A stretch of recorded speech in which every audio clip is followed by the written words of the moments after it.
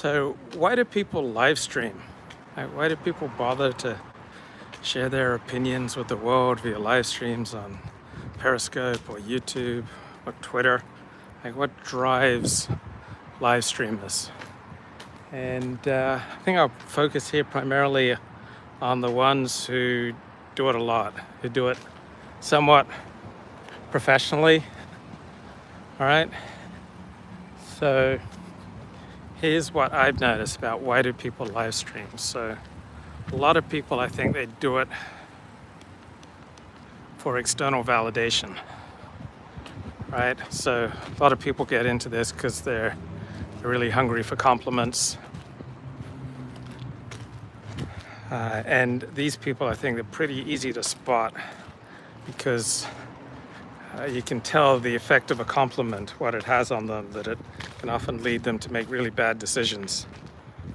So it's fairly easy to spot, I think, when people get intoxicated by the attention they get from live streaming, because they say and do things that are self-destructive. So a very common trajectory on the distant right is that people become more and more extreme as they live stream because they get addicted to the attention. And they realize they get more views, more attention, and more engagement the more extreme they get. So the more hardcore their guest, the more engagement they get. And so it becomes this dangerous spiral where people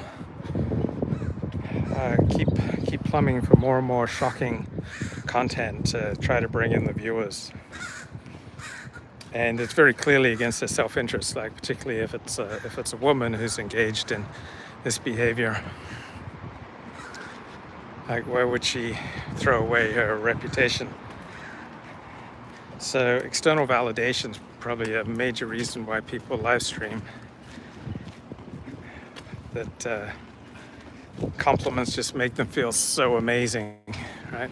A little bit of positive attention makes them feel so great. And that's why they keep coming back to make more and more live streams. So there's a certain live streamer personality. You see that they get their validation primarily from external sources, from people telling them that they're amazing, that they're wonderful, that they're doing innovative, groundbreaking stuff, that they're the Charles Krauthammer of the distant right, that they're the George Will of double penetration, whatever it is. So people who are reliant on external validation, they're also going to be very up and down. So some days they're going to be giddy, other days they're going to be depressed.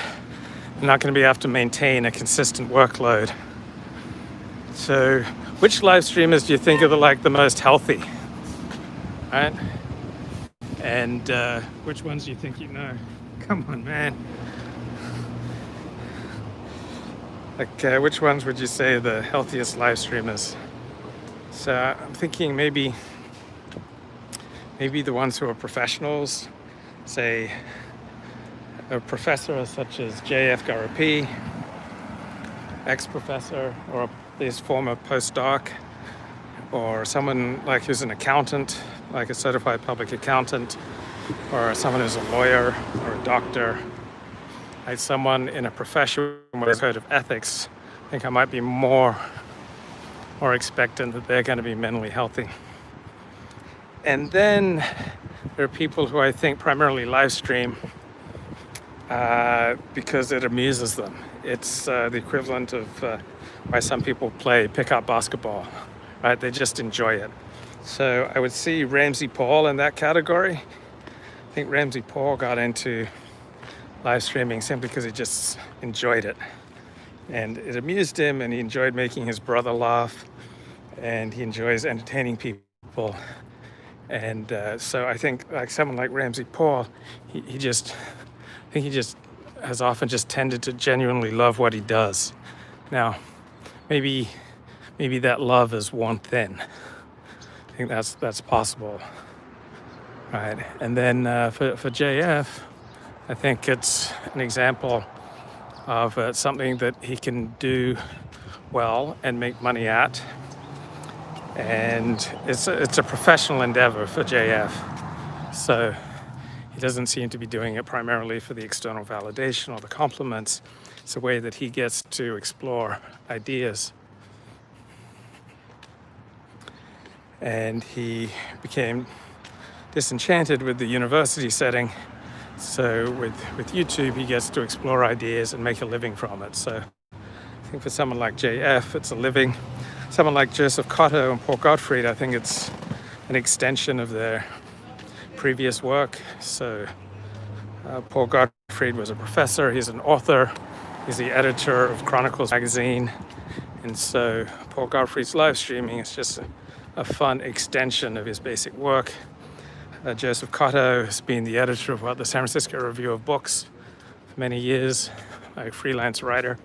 So live streaming is just an extension of the work he's previously done. So I feel like I know Joseph Cotto, I feel like I know Paul Gottfried, that they're operating within kind of a familiar professional context, that they enjoy sharing ideas.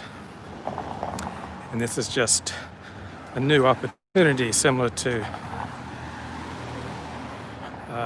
writing for a new publication, or writing a blog, or writing a Twitter account. It's just a new way to share ideas. So I think one reason that people live stream is to get external validation. Another reason people live stream is that it's simply an extension of what they're already doing. I think that's true for Joseph Cotto, Paul Gottfried, people who are professional writers, journalists, pundits. And then for other people, it's just fun. There's someone like Ramsey Paul, who I think, at least initially, just got into it for fun. So I feel like much of the fun is drained out of things for. So I think a lot of people just feel compelled to share their views. It's an extension of their habit of wanting to talk politics. Hey, it's Elliot Blatt. So why do people live stream, in your opinion? Who are the healthiest, psychologically healthiest live streamers? So I think the healthiest live streamers are those who are doing it as an extension of who they were prior to live streaming. So Joseph Cotto or Paul Gottfried, Luke, live streaming about live streaming, feel like I'm watching Week in Review. Okay, so who would you guys say are the healthiest, psychologically healthiest live streamers? So my contention is it's people who are doing it as a natural extension of who they were prior to live streaming. So people who are academics, writers,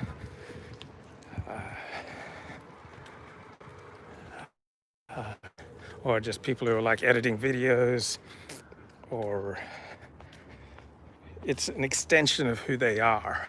It's not a complete reinvention of who they are. It's a natural extension of who they are. So I've been blogging since 1997. As we all know, I am like peak mental health. So vlogging is just an extension of blogging. Yeah, Daniel Sienkiewicz, doesn't he live in Poland? That guy. So how easy is it, in your estimation? I find live streaming self-destructive. So yeah, I was talking to friends about who are the healthiest live streamers, and one guy said ex-live streamers. So think about young Kyle Rowland. So Kyle Rowland was very excited to get into the world of live streaming. I was very excited to meet him. I wanted to carve out his own show on my channel. Thought maybe we'll do an hour together every day, and turned out he didn't have enough content to do an hour together every day. But he put a lot of work into the show initially, and he'd come up with 10 to 15 minutes of original content. But the way he would present things, it would not tend to prompt a lot of engagement on his initial prepared thoughts for the day. He would prepare and articulate thoughts that didn't prompt engagement, but in the free flow back and forth on other items on the show, then then his comments would get a lot of reaction. But Kyle realized this is an incredibly dangerous and self-destructive thing to do, live streaming. And so a lot of people who loved live streaming eventually came to realize that it was incredibly self-destructive, incredibly dangerous to their well-being, not just their well-being, but the well-being of their family, their friends, their community. It was, it started out intoxicating, but turned out just to be damn dangerous. I mean, do you guys remember Brundlefly? Like Brundlefly, he came on like a tornado. Now rest in peace, Brundlefly. No more Brundlefly. So Kyle Rowland also came to that realization that this is just incredibly self-destructive. So initially, Kyle Rowland and Brundlefly both completely antagonistic usually towards each other, but they both came to the same realization that live streaming was self-destructive, it was against their interests, against the interests of people who care about them. So a lot of people have poured into live streaming and then out of live streaming. So for Owen Benjamin, live streaming is just an extension of who he really is. He's a comic, and live streaming is just a way that he can keep doing what he does and perform for a wider public.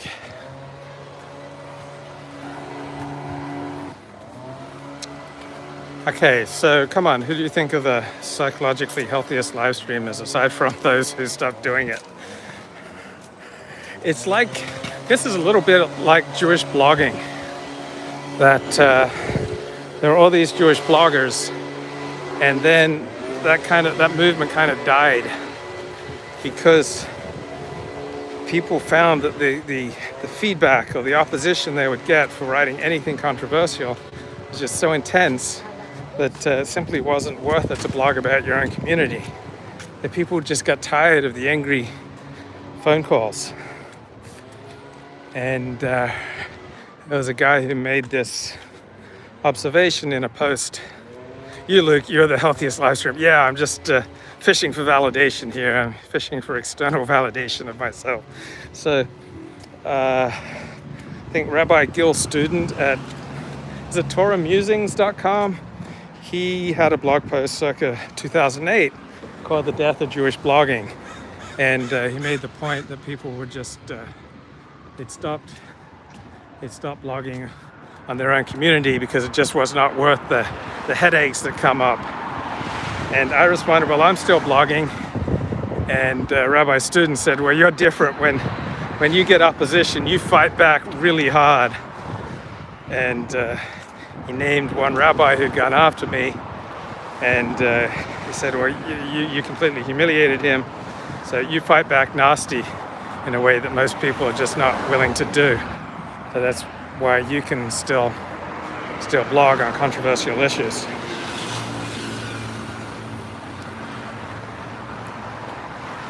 So a lot of the people who poured into live streaming have now poured out. One, they realized it was self-destructive, it was bad for them. Two, the fun kind of went out of it because social media has become so restrictive. What's with all the real estate signs? Why would you not have real estate signs? People are moving in, people are moving out. So I don't think rents are going down that much, maybe 5%. Home prices are holding steady or going up. So people who can't economically make it in California are moving out of California, usually to Texas or to Florida.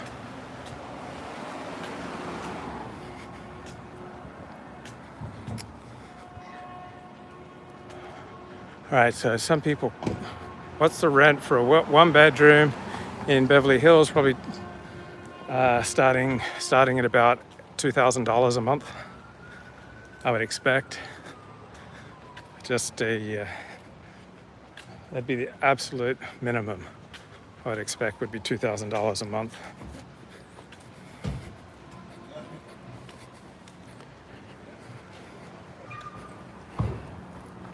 So a lot of people got in for the fun. Hey. Thanks, bro. So some people are just more outgoing than others. It's really fun to interact with the people who are more outgoing. So a lot of people dip their toes in and then jumped out. I'm big in the hood, bro. Big in the hood. Then others turned it into a profession, like Nick Fuentes. Okay, he turned it into a profession. He pulls down about 6 figures. And so vlogging is just a natural extension of his personality. And he couldn't find someone more well suited for live streaming than, I say, a Nick Fuentes. Owen Benjamin is just an extension of what he already does. You are a true streetwalker. Thank you very much, Robert. Okay. So, how well do you think you know someone just from watching their live streams? Like, I feel like you get to know someone really well. And it doesn't matter if they're telling the truth or if they're lying, if they're deliberately lying, if they're lying to themselves. I don't think it really matters. I think you get a really quick sense of who someone is by watching their live stream. So first of all,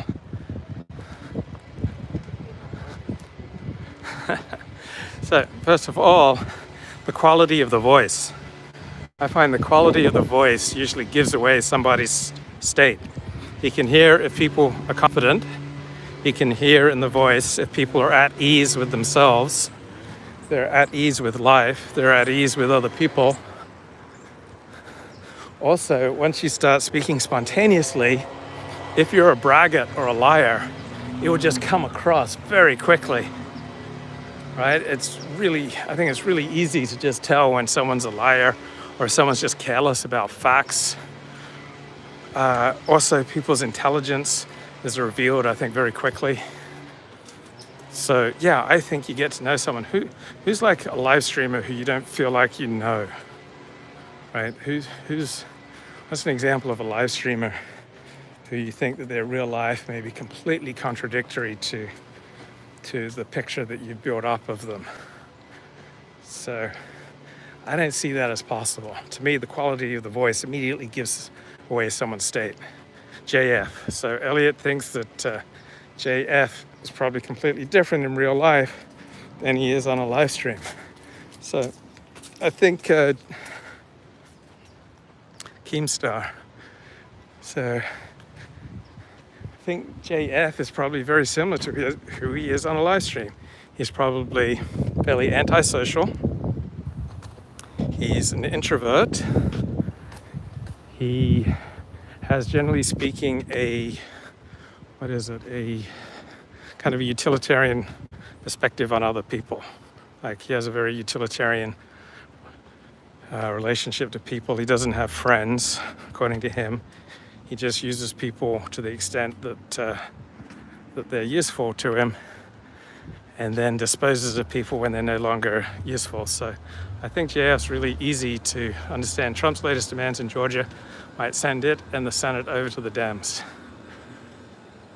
Yes, might absolutely be true. So, which will give you a new boost. So to me, I feel like we do know live streamers, that we get a really good sense from the voice. Right? The voice tells you if they're under tension or stress. The voice tells you whether they are at ease with themselves. The voice tells you how happy they are.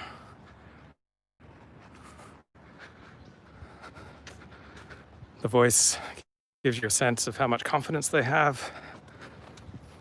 The voice kind of gives you a sense of how much in reality they are. Like, if the voice is, say, completely different. I sent the Kip Winger picture link to Woes. He said, oh wow, I like the comment. Yeah, so if the quality of the voice is completely discordant with what they're talking about, then you have a good sense that this is someone who's disconnected from themselves, from reality. Now, if the timbre of the voice and the emotions of the voice match what someone's talking about, then this is a person who's living in reality. So let's say I start talking about a topic that's highly charged for me. And so I start rushing what I'm saying because the topic is so highly charged.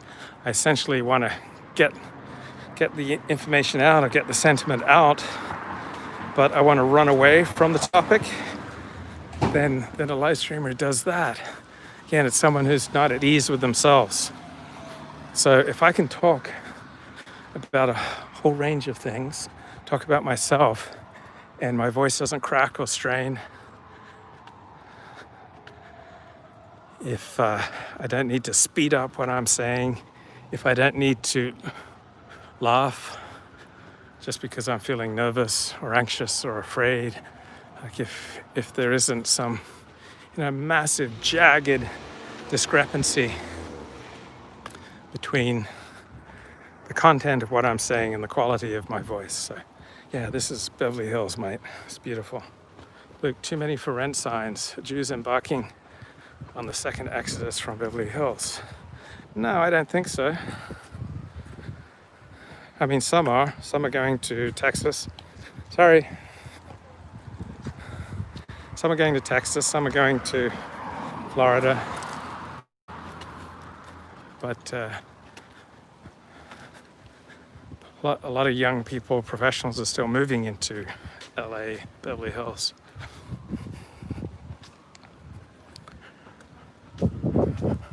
All right, so compliments. I think compliments are often a lightning strike which reveal somebody's psyche, right? You can see some people, they just get absolutely intoxicated by a compliment.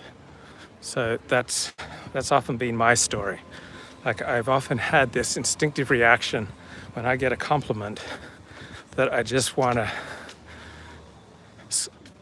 grab the person, squeeze them for more. What's a one-bedroom rent? So absolute minimum would probably be like $2,200 a month.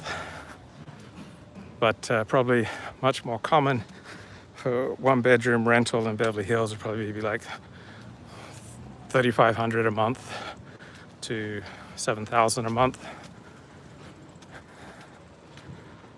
No, $3,500 to $6,000 a month for a one-bedroom, and $5,000 to $10,000 a month for two-bedroom.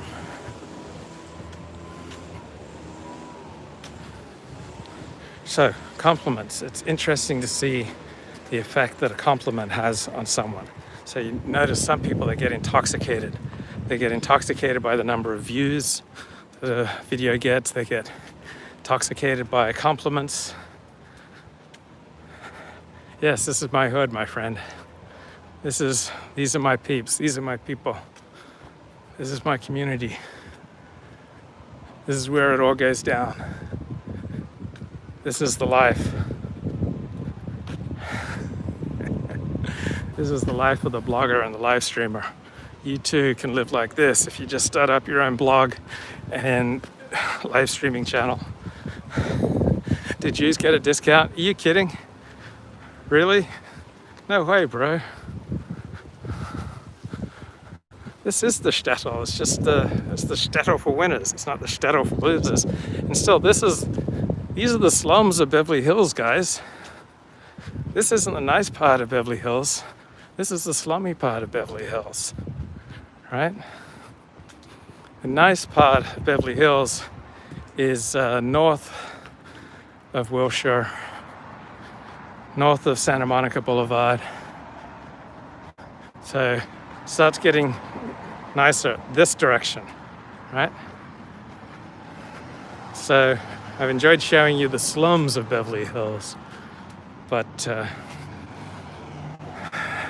what can I say? It's just an entirely different class of people who live in the slums of Beverly Hills, right? And the winners live north of Wilshire Boulevard. Right, there's a movie called The Slums of Beverly Hills. mildly amusing Jewish comedy. Okay, so some people, you see that they get completely knocked off stride by getting a compliment. It intoxicates them. And I remember when I was growing up, and for much of my life, when you can make the place more affordable if you elected your own de Blasio mayor. Well, Eric Garcetti's not perfect, but he's generally competent. So for much of my life, when I got a compliment, I would just want to, hug the person and extract more compliments and more attention and more love from them. If I lived there, I'd be banging every cougar I could get my hands on. Yeah, but wouldn't that leave you feeling spiritually empty inside? The name of this street is Wilshire Boulevard, bro. So the winners live north of Wilshire Boulevard. And this here, these are the slums of Beverly Hills. So I'm not gonna walk through the nice parts of Beverly Hills. We're just gonna walk through the slums of Beverly Hills. If I lived there, I'd be banging every shore door in search of a shiur or a class. How does someone have a good oatmeal recipe? Yeah, put some oatmeal in the microwave with some hot water for about 3 minutes, and then add almond milk and maybe some sugar-free chocolate syrup. Who's my most famous neighbor? I wouldn't tell, bro. I wouldn't tell. But what really counts is who is my holiest neighbor? Who studies the most Torah? Who performs the most mitzvot? Right? Who does the most acts of chesed and tzedakah? That's what really counts. Who is my Rav? My Rav is Rav Loophole. Everyone needs Rav Loophole. Rav Loophole is a very educated Jew. He knows all the loopholes, and he's always there for me when I'm in need. Rav Loophole, he's an amazing guy. He's like my own Thomas Cromwell.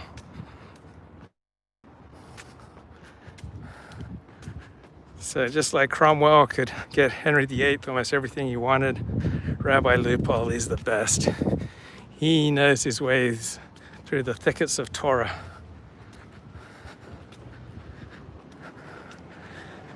So for most of my life, I've been much more powered by external validation than internal validation. So probably a large reason for my productivity of blog posts and videos and live streams over the years is the intoxicating effect of external validation.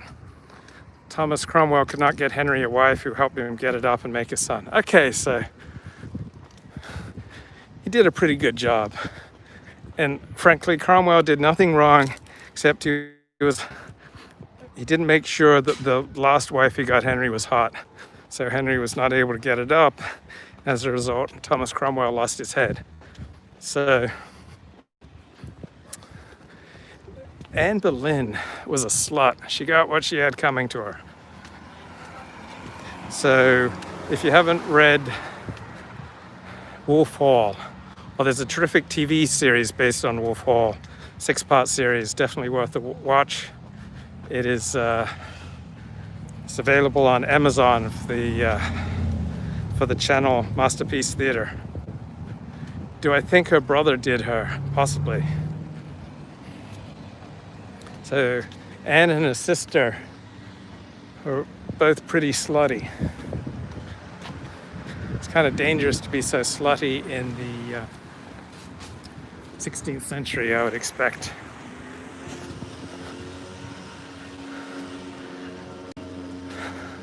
So yeah, when I was driven by external validation, I would get high from compliments, and then I'd be brought low by criticism. Yeah, dude was a fool going after sisters. It can't ever work out. Are you speaking from personal experience there, Robert?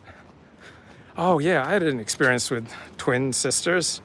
I really had a thing for one, and I called her up to ask her out, and she wasn't there, so I took out her twin sister instead, and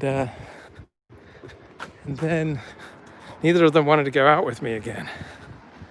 So didn't work out too well for me. And then one of them, external validation, feels so good, but it's addictive. It's just like heroin or alcohol or pornography. Like, it meets your needs, like it makes you feel amazing, but there's an enormous price to pay. Yeah, where's the diversity, you say?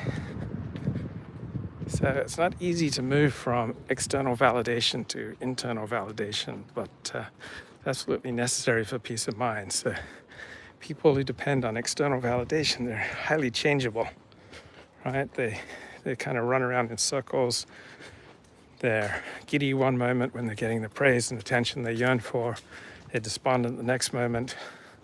Where are the leaf blowers? I think there may be limits on leaf blowing in Beverly Hills, or there may be only certain times of the day that you can use them.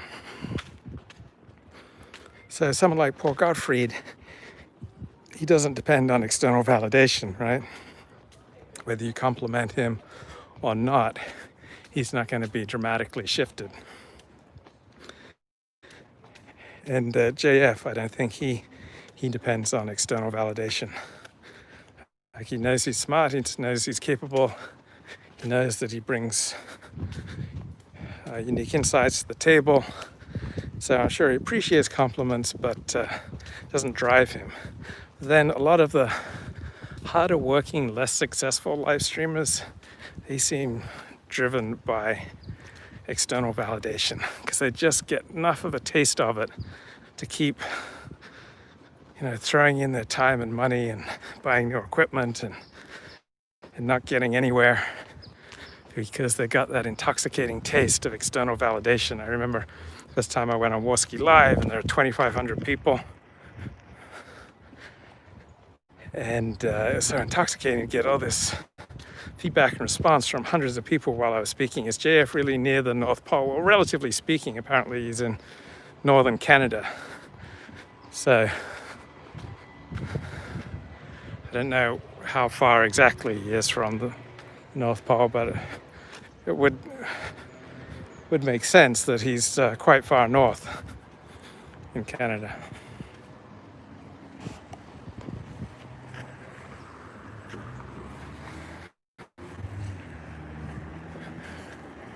All right, so some people, you give them a compliment and it has an intoxicating effect on them because they're so thirsty, right? So you notice someone with a really thirsty reaction to getting a compliment, then you know that's someone who's empty inside. Right, so if they get knocked off stride because you appreciate them and give them a compliment, you're dealing with someone who's a shell of a human being. Yes, life is possible in northern Canada. People have figured out a way to live. Now, other people, you see, they kind of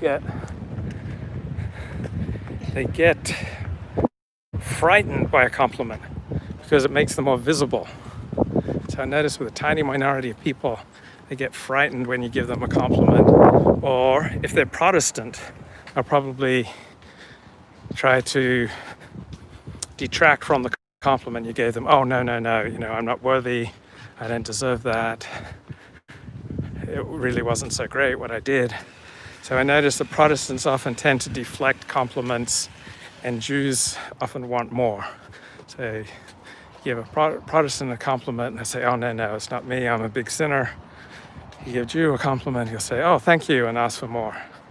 JS strikes me as self-centered and arrogant like the majority of Frenchmen.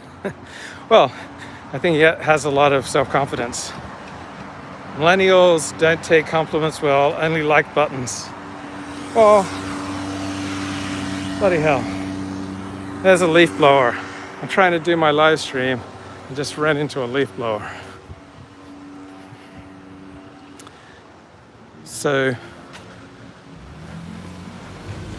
the most healthy people are those who are gracious when they get a compliment, right? Those are the type of people that you want to be around, right? They say thank you. They don't They don't try to deflect it. They don't try to detract from it. They don't try to take you hostage in the hope of getting more. Like someone who's gracious when they receive a compliment. Oh, wow, Katie, thank you so much. Thank you for your support. I'm just struck how much insight that you get into somebody's psyche from their reaction to a compliment. So some people are desperate for more, give them one compliment, and then they squeeze you and track you down and hug you tight and want more and more and more.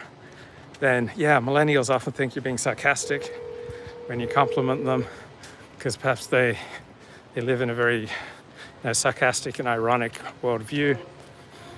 Then there are people who are frightened when they get a compliment because it makes them more visible, and they really just want to hide.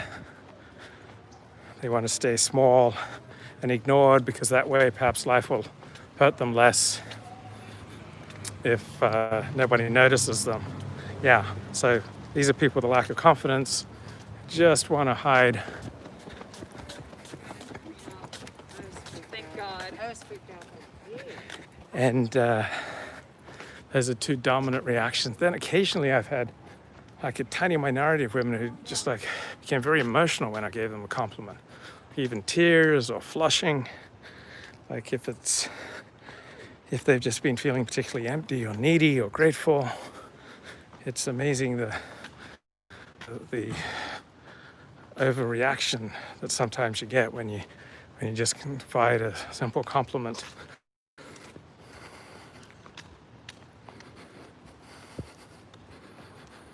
And then, we just ran into a Mexican leaf blower, but I turned away because it was interfering with the fine technical quality of this live stream. Yeah, they're working. Right? It's only the Anglos who have the luxury of time to live stream and muse about compliments and the dynamics of live streaming. So, generally speaking, the more successful or healthy you are, the less likely you are to get knocked off stride by either compliments or criticisms, by people being late, or by the traffic. So when people have disproportionate reaction to a compliment, just like having a disproportionate reaction to traffic or any other setback in life, like the more fragile your hold on life or your self-confidence, then the more you're going to be distracted, annoyed, thrown off your equilibrium. So I love gracious people. You give them a compliment, they say thank you, and then try to hold you hostage for more.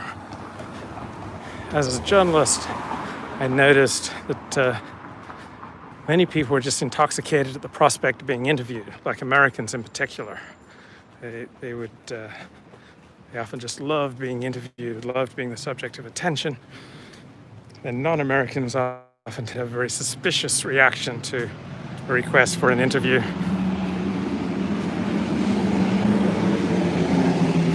And the best people are those who are least affected by what you say or write about them. So those are the really healthy ones.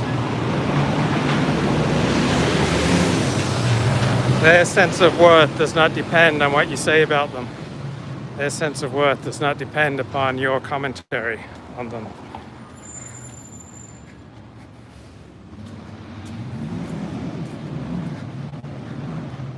I think live streaming probably sorts people out really quick, because there's no way but you can reveal who you are if you live stream enough. So if you're something shameful, people will notice that and will react to it, and then you'll get humiliated. What do I know about Silver Lake? That's a hipster area near downtown LA. Like a lot of young people in their 20s and 30s, a lot of artists and writers. So it's about 10-15 minutes from downtown LA.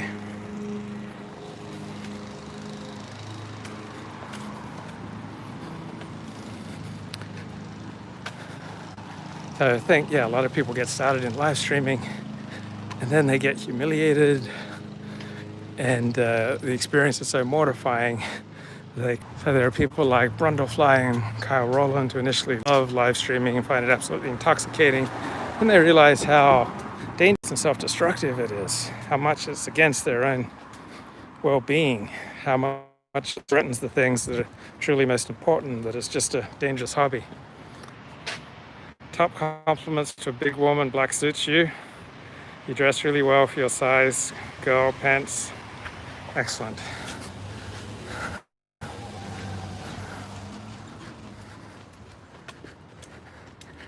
Then there are people who find that they have a gift for live streaming. They just love sharing their thoughts. So I had a dad who was a preacher. So sharing my thoughts and giving my own little sermons just came very, very naturally to me, because I grew up having a dad who felt very confident being able to stand up in front of hundreds of people and tell them about life. So I'm sure I've been profoundly affected by my father's example. So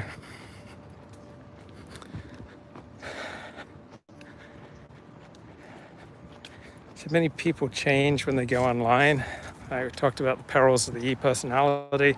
So this is true for people just in the comments section, or just people who get hooked on online gambling or online shopping or trolling or message boards or blogging. That tends to bring out the exhibitionist, tends to bring out a morbid side of oneself that you wouldn't normally share.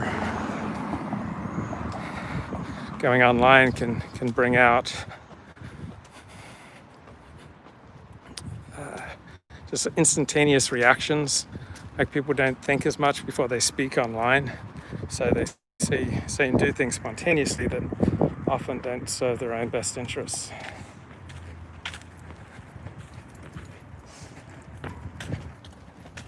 And then they make decisions that can haunt them for the rest of their lives. So that's the danger going online. Also, people who lack a proper sense of self, they often get an exaggerated sense of their own expertise or importance, competence by going online. Not all live streamers are narcissistic or some other personality disorder. Right, absolutely. So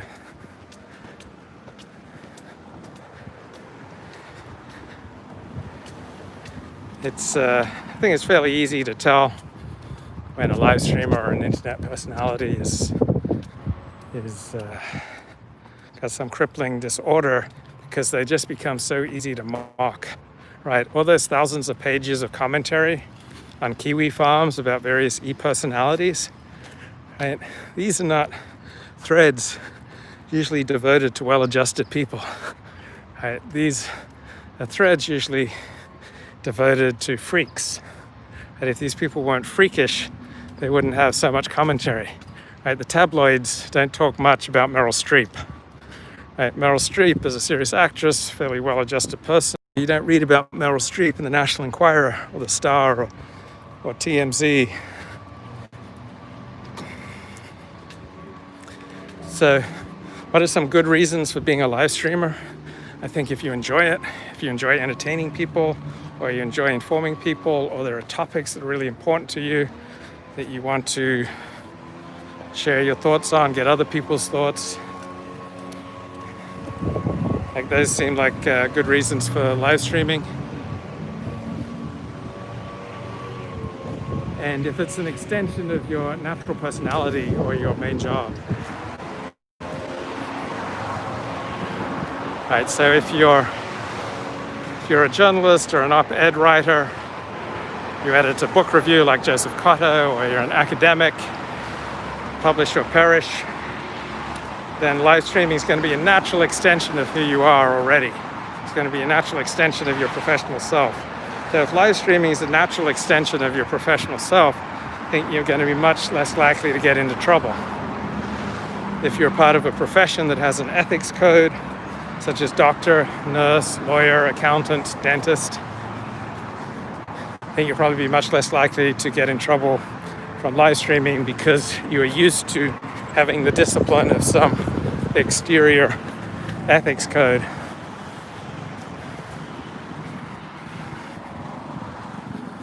if you have a passionate interest in, I don't know, mountain climbing or extreme sports or poetry, then live streaming is just going to be a natural extension of who you already are.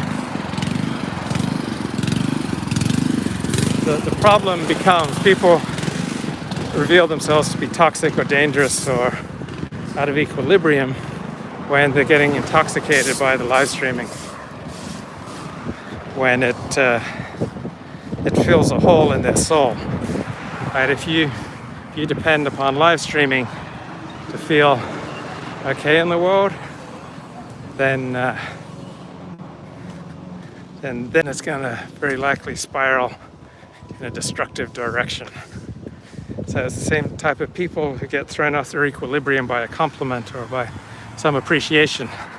So that say they'd rather work for a boss who's complimentary, but only pays them, $15 an hour.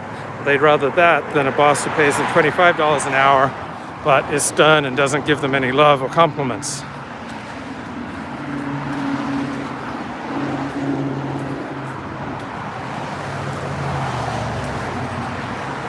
Then I notice another response that people have to compliments. Yeah, what's the ethics code for pornographers? Very damaged sidewalks and roads. Well,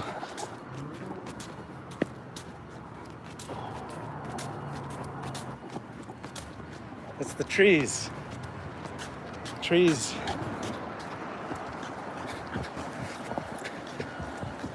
break up the concrete and sidewalks. Yeah, LA got a major problem with trees damaging the sidewalks. Oh man.